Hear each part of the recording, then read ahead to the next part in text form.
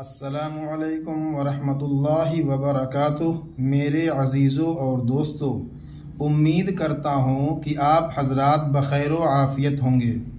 میرے دوستوں، آج کل عام طور پر لوگ ایک مسئلہ کے متعلق بہت زیادہ کشمکش میں رہتے ہیں اور وہ سمجھ نہیں پاتے ہیں کہ ایسے مسئلہ کے پیش آنے کی وجہ سے ہمیں کیا کرنا چاہیے۔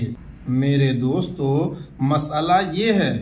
کہ اگر نماز کے دوران کسی نمازی کے سر سے رکوع یا سجدہ کی حالت میں ٹوپی زمین پر گر گئی تو کیا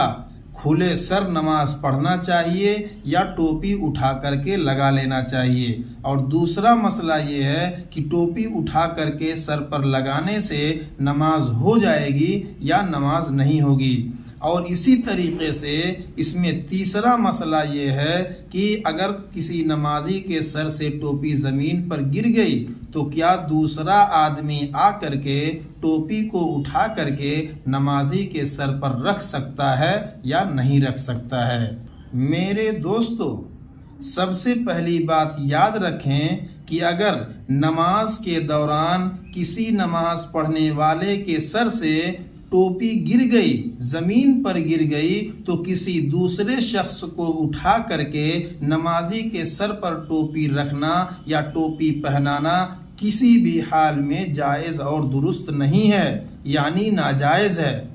اور دوسرا مسئلہ یہ ہے کہ اگر ٹوپی گر جائے تو بغیر ٹوپی کو پہنے ہوئے بھی آپ نماز ادا کر سکتے ہیں، اس لیے کہ ٹوپی لگانا کوئی فرض اور واجب نہیں ہے، بلکہ ٹوپی لگانا ادب ہے، مستحب ہے۔